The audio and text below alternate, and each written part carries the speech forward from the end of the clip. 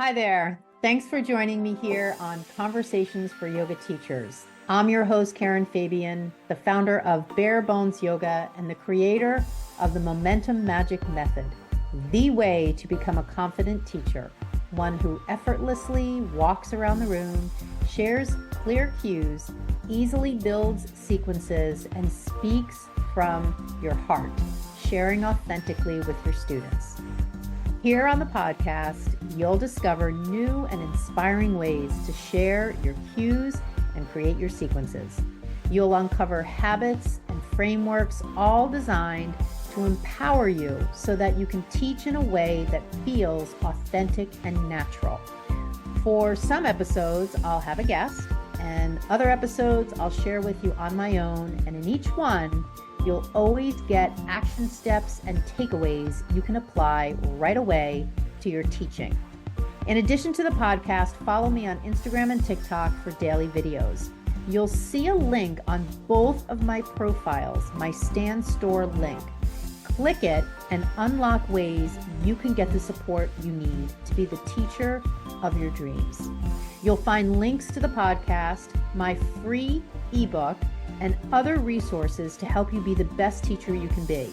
You'll also find the link to my signature program, the Yoga Anatomy Blueprint Learning Program, and you can see if you qualify to enroll.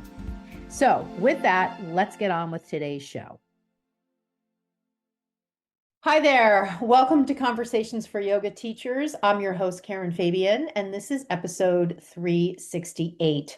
I'm recording this on September 11th, 2025, and this will go live on September 15th. And we're in the month of September already. I can't believe it here in Boston. The weather is definitely changing. I notice when I go out to walk the dog in the morning, it's cool, and definitely we're losing light. So during the day, it usually gets dark around 8:30 in the summer, but now it's, I think it's like 7:15 and I'm noticing it's already dark, which is, it's just like such a bummer, but it is what it is. I live in a seasonal place and that is typically great, just not in the dead of winter.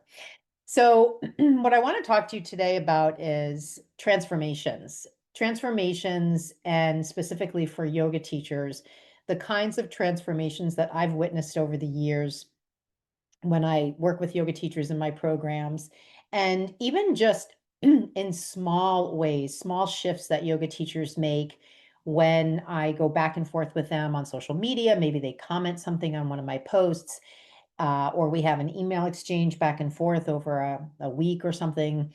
And I wanted to share this with you to give you an idea of what's possible. I was inspired to have this conversation with you because I posted something online the other day and I did get into a little bit of back and forth with somebody who left a comment. And the post that I made that triggered the comment from this person was speaking to doing the walk and talk and also using a signature sequence. And so the commenter commented that she doesn't like classes where the teacher isn't doing yoga with the class, and that she doesn't like to have to look at other students to know what to do, especially if the teacher's using Sanskrit and she doesn't understand the instruction because it's in Sanskrit. And so when I saw the comment, I originally thought she was a student and not a teacher.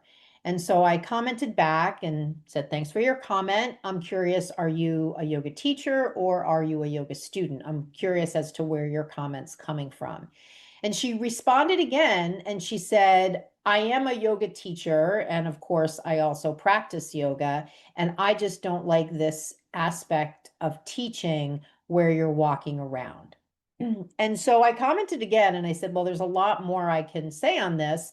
And I'm happy to have that conversation with you, but it sounds like the way you're teaching is working for you. And that was all I said.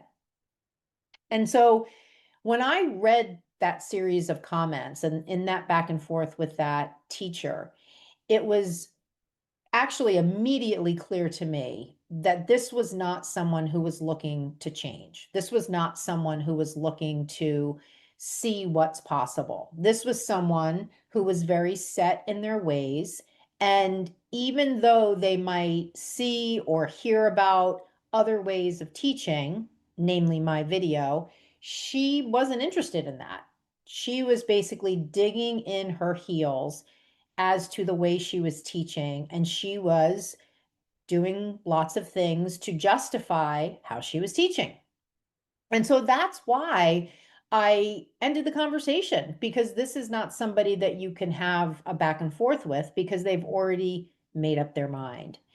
And the other piece that comes up when I have conversations like this is an opportunity to really state the obvious, but yet on social media, people are sort of thinking, and definitely in the yoga industry, people are thinking, well, there's a right way to teach and there's a wrong way to teach.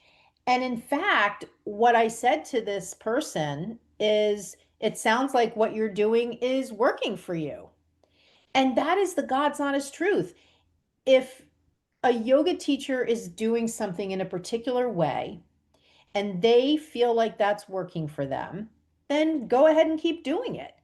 The thing that, I don't want to say the thing that concerns me, but the thing that comes to my mind is that if a yoga teacher is doing something in a particular way and they're thinking, oh, yeah, this is working for me, but it's really only because they've never been exposed to a different way of doing it, then they don't even realize what's possible because they've never been exposed to a different way of doing things.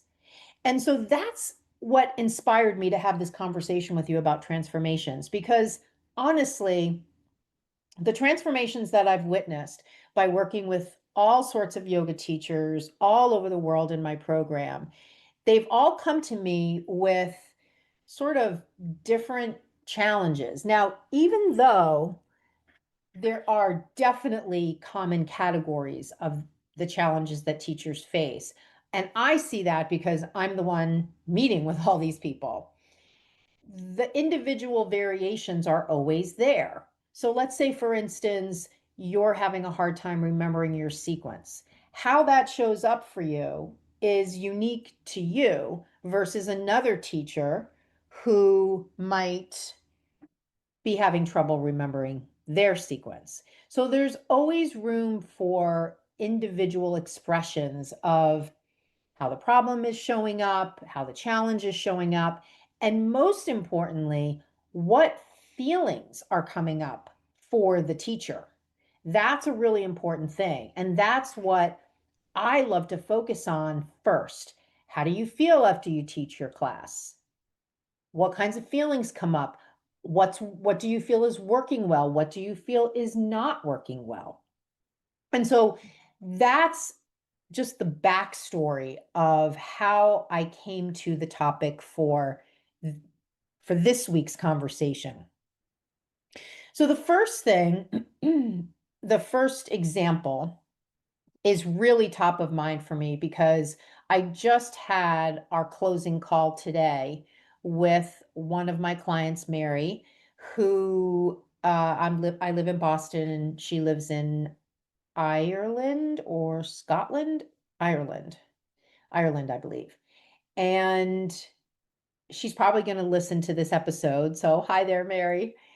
And the thing, I mentioned this to her at the end of our call today. So, she went through the Blueprint Learning Program, the Yoga Anatomy Blueprint Learning Program, which is my one-to-one program. And one of the things that was most striking to me on our final coaching call today, because you get a series of coaching calls when you enroll in the program, is the transformation in her, just in my observation of her, and how much more confident and grounded and calm and focused and clear she was with regard to what kind of teacher she was, what her classes were about, how she helps her students, and then all of the technical things, sharing anatomy in her cues, creating sequences and being inspired by the sequences she's creating rather than feeling like, oh, this is something I have to teach because I think it's what my students want. And so it was so striking to me on our final call today when I thought back to how she showed up in the first couple of calls we had when she first enrolled in the program 3 months ago, because it's a 90-day program. And one of the things that really stuck in my mind, and this is a transformation that I wanted to share with you, is in one of our first calls, I think actually it was our first call.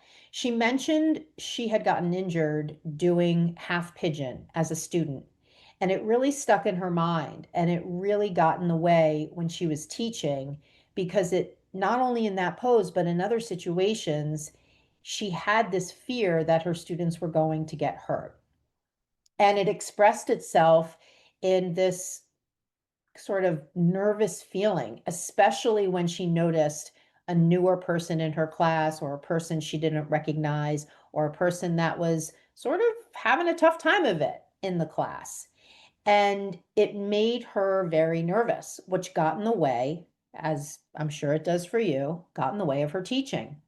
And so one of the first things we talked about was how to disentangle, or really disconnect, from that feeling of attachment to your students so that you can teach in a free and clear way and give yourself back your own power so you're empowered, and to give the student back their own power over what they're doing, recognizing that they came to your class of their own choice.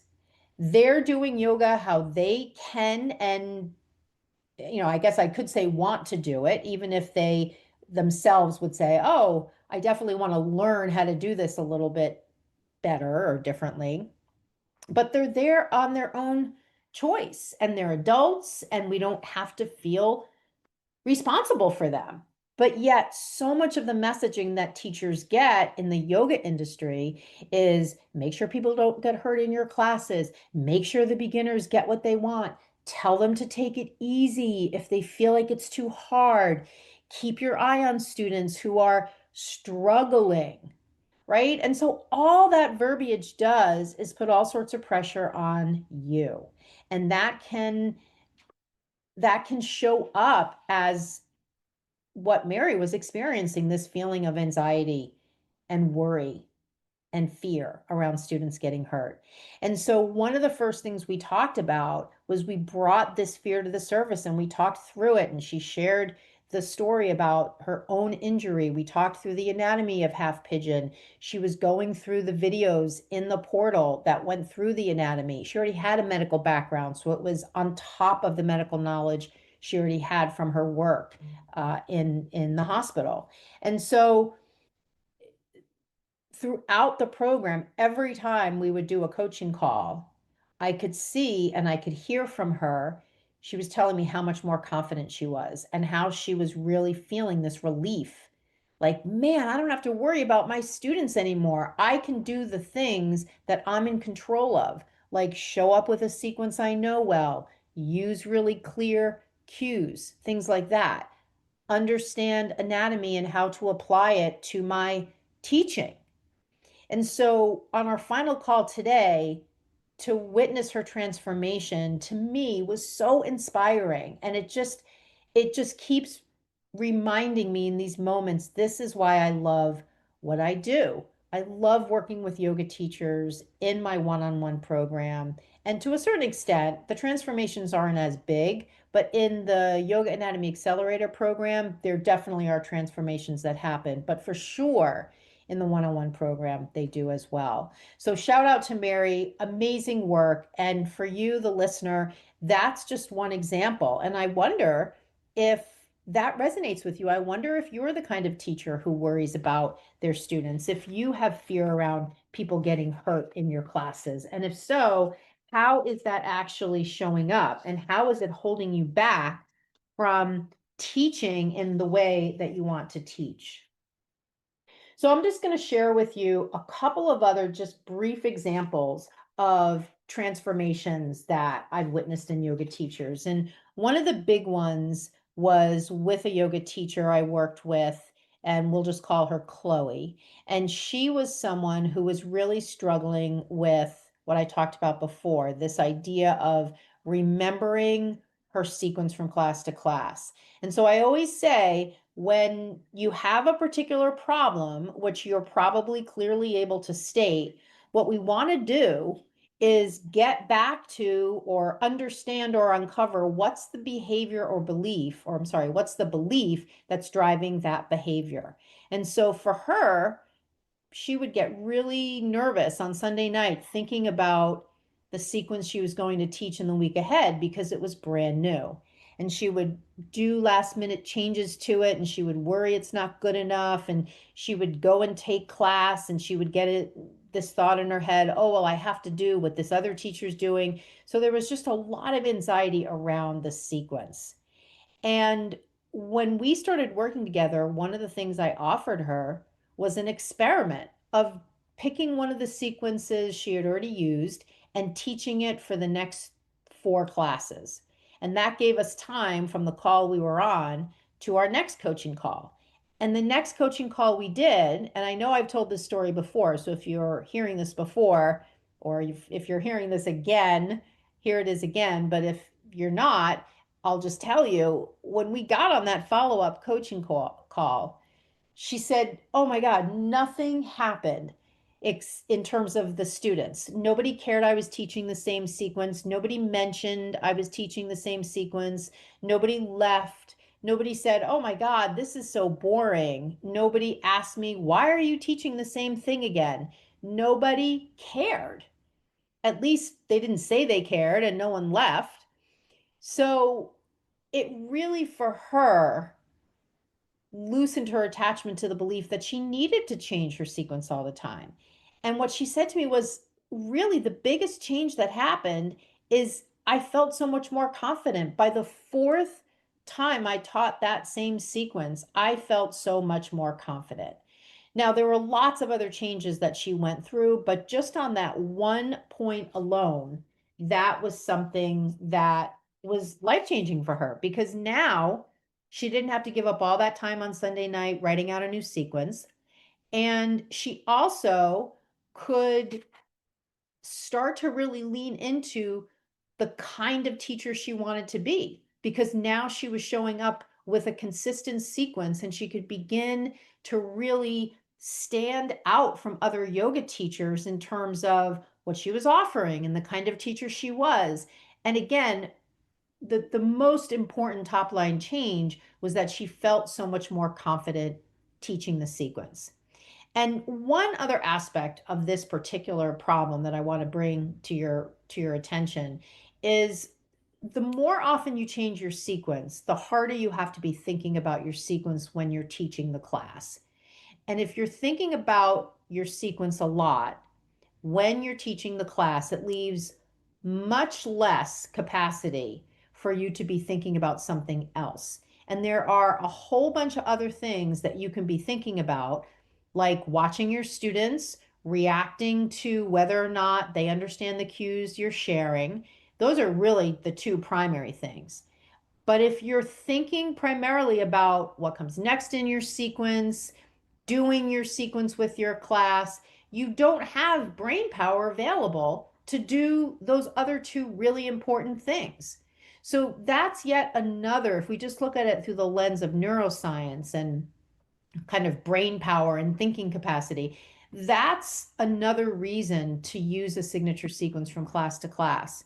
And I'll also just add, if you're new to my concept of a signature sequence, you can get in the show notes a link to a training video on how to create and use a signature sequence. So don't forget to check the show notes if you want to grab that video.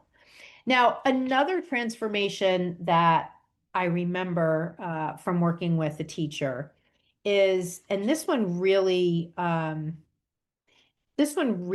hit home for me, because sometimes when I work with someone, they'll share something happening really in their life. So it's not just specific to them as a yoga teacher, but of course, things that happen in your life are going to affect how you teach. And for this particular person, she she told me in an early call or an early part of our coaching calls that she considered herself a really shy person and she had a label for it. She called herself a wallflower. And this was something she'd heard throughout her life. And she had even said her husband called her a wallflower. And so she was going in to teach her classes with this identity that she was a wallflower. And it was bumping up against the reality of what it's like to be teaching yoga, which, as you know, requires that you come out of hiding. So if you're someone who identifies as a wallflower, it requires you drop that persona and you step into being someone who's willing to be seen, who's willing to use their voice. And so for her, the practicing with her students was a way that she was enabling this identity as a wallflower. And so the work that we did together in part was focused on how to shift her from being the kind of yoga teacher who practices with class to being the kind of yoga teacher who does the walk and talk. And so we approached it in the same way. I asked her if she'd be willing to experiment with the walk and talk, and she said, sure. And so what we started out with is not a hard and fast rule or guideline. Like I didn't want to say, okay, well, go into your next class and say to yourself as you're walking in, I promise myself I'm not going to practice with my students, which is just such a hard and fast binary thing that what if at the end of that class, she did indeed practice a little bit with her students, she'd probably feel badly, like she'd failed. So instead, I said, well, what if we did an experiment where for the next week, the classes you teach, you'll start on your feet and you'll simply see how long can I teach on my feet? How long can I do it? And just keep it open-ended without a guideline as to, or a requirement as to how long you need to be on your feet. And the one caveat I asked her was at the end of each class, just jot down a note. If you did go back to practicing with your students, what caused you to do that? And just jot that down because that's what we want to talk about on our next call. And so, over a series of follow up coaching calls, she would come with what were the things that happened that caused her to go back to practicing with her students. And some were practical things like, I forgot my place in the sequence, so I went back to practicing with them. So we then went about addressing that problem by really leaning into teaching a signature sequence even more than she already was. And then that problem went away. And then in other times, what came up was that she started to feel a little anxious or self conscious. And that caused her to go back into practicing with her students. So this was more of a personal thing. And so part of what we tried to kind of pull from that experience was, well, when you say you feel uncomfortable teaching, what is happening in that moment that's causing you to feel that way? And what we found was this pattern of she was assuming what her students were thinking simply by looking at their facial expressions. And so we started to talk about, well, how do you know, for instance, that person that has a look on their face like they're angry? How do you know they're angry? And how do you know it has anything to do with you? Or that other student that looks like they're kind of bored, almost like they're rolling their eyes. They're not literally doing that, but they kind of look like they're bored. How do you know that they're bored? So this allowed her to see that the feeling she was having was based on an assumption of how the student was feeling. She didn't know that as fact, but she was making an assumption about how the student was feeling. It made her in turn feel uncomfortable, nervous, less than, unqualified, all of those things. And so she would go back to the safety, quote unquote, her words, the safety of her yoga mat. Now, I have to tell you, this kind of work doesn't happen in hours-based training. This is personal coaching that only can happen when we work together one-on-one, where you have an opportunity to share these thoughts and feelings and actual experiences you're having when you're teaching. But this is the kind of work that's required if you want to shift, if you want to transform. Otherwise, things are just going to kind of stay in that zone of they're either working okay, or God, teaching feels hard, something in that category. And I don't know about you, but I certainly don't want to be in either of those categories. I want to feel like when I'm teaching, I am in my Dharma. It feels light, it feels easy, it feels fun. And so that's what's behind, feeling like that. What's behind that is a transformation. That yoga teacher I mentioned in the social media comment thread that I had, that is not a teacher who's transformed. That is a teacher who's digging in to belief systems that they didn't even come up with. They just sort of assumed them from stuff they heard from other yoga teachers. So those are just two examples. I have so many other examples of transformations that teachers have experienced. And just know that it really starts with you and what's the kind of transformation that you want to have. When you think about your vision as a yoga teacher, what is your vision? And I don't necessarily mean a business plan or literally what specific things do you want to do. I mean just your vision. It could be something as basic as, similar to what I just mentioned, I want to teach yoga and feel like it's easy, feel like it's fun, feel like I have an opportunity to speak from my heart. And I don't want it to take a lot of time. I want to be able to just walk into the room and teach without having to do all this planning, without having to worry. I want to just walk in and teach. That could be your vision.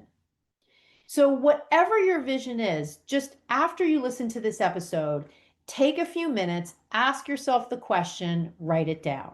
Now, once you write it down and you're looking at your vision in writing, the next question is, what do you need to get there?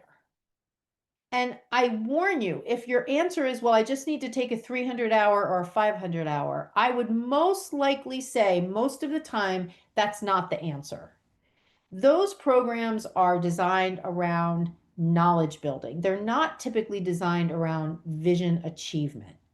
Unless you're looking for something really specific, like I want to be a yin teacher and I want it to feel like I totally know what I'm doing, I have expert status. Well, sure. Maybe a good next step for you is to take a 500-hour training specifically focused on yin. But that's not what most yoga teachers do. Most yoga teachers think to become the teacher they want to be, they just need to get more hours. And I can definitely say, over years of training teachers in my program and hearing the kinds of problems they come to me with and witnessing their transformations, your confidence is not going to be found in the number of hours that you train. Your confidence is more going to be found in your willingness to experiment. And by experiment, I mean some of the examples I gave you today, where it wasn't like in these examples, I set a hard and fast rule that I gave to the teacher I was coaching. I suggested a particular experiment that they could try. And in being willing to try that experiment, they found out something about themselves. They found out that they didn't have to believe those things in their head. And in actuality, they could stand strong in their own power and feel empowered and confident. And in doing that, in the one example, it was releasing a fear that students were going to get hurt. In the second example, it was releasing attachment to an identity of being a wallflower. Those are just two examples. Like I said, there's so many more I could share. But it's more important right now that I've laid the groundwork for you, that you identify what is your vision and what do you need to get there. And then the last question in this 3-point journal prompt is, what's stopping you from being that kind of yoga teacher right now with that vision signed, sealed, and delivered? What is stopping you? And your intuition is going to answer that for you. You will always get an answer when you ask yourself that question.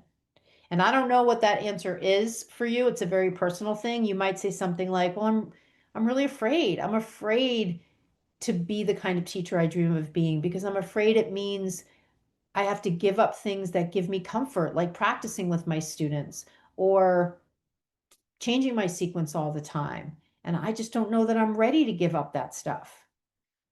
It's only a question that you can answer. So I hope that this conversation sparks some inspiration and thought in you if you're open to what's possible. If you're feeling like, hey, I'm good, everything's working fine, that little cartoon, like everything's fine, and behind the character saying everything's fine, the whole world or the whole room behind him is like on fire, right? So be truthful with yourself. When you say everything's fine, is it really fine? Like only you know the answer to that. So we've gone over the stories of transformation, at least two. I've given you some journal prompts to lead you into a little self-inquiry. So the last thing I wanted to share with you are just a couple of final notes. The first thing is I mentioned the signature sequence training video. You can get that in the show notes. The next thing is starting this month, September, I'm going to be hosting a book club. There are 2 sessions of the Bare Bones Yoga virtual book club coming up. First one is September 17th. You can DM me. Actually, you know what? I'll put the link to the book club in the show notes. We're going to be going over lessons and inspirations from Elizabeth Gilbert's book, Big Magic. And this is a free experience. It's 2 sessions.